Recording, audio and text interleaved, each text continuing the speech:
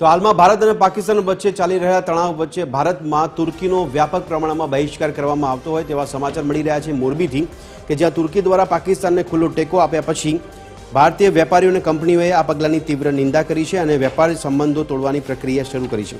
ત્યારે સિરામિક ઉદ્યોગે પણ આ દિશામાં આગળ વધ્યું છે। હાલમાં મોરબી સિરામિક ઉદ્યોગ બંને દેશમાં 100 કરોડ જેટલું એક્સપોર્ટ કરે છે। ત્યારે આ બંને દેશોનું ભારત વિરોધી વલણ હોવાને કારણે હવે મોરબીનો સિરામિક ઉદ્યોગ આ બંને દેશો સાથે વેપાર બંધ કરવાની વિચારણા કરી રહ્યું છે અને આ માટે ઉદ્યોગકારોની મીટિંગ બોલાવીને પણ આખરી નિર્ણય લેવામાં આવશે।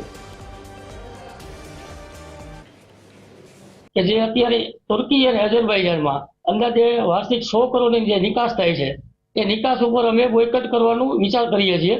અમારા એક્સપોર્ટરો સાથે ચર્ચા વિચારણા કરી અને આગળની કાર્યવાહી હાથ ધરવામાં આવશે।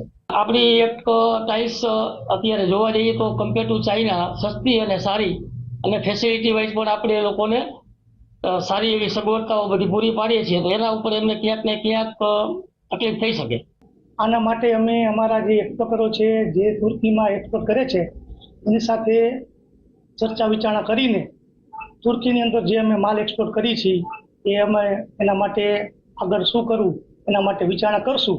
અને આ ઉપરાંત અમારા ઉદ્યોગકારો છે એ તુર્કીમાં અને અઝરબૈજાનની અંદર વિઝિટ કરતા હોય છે, પ્રવાસમાં જતા હોય છે, તો આ પ્રવાસ ઉપર પણ અમે બેન લગાવ્યો છે। અમારા કોઈ ઉદ્યોગકારો પ્રવાસ ત્યાં કરશે નહીં।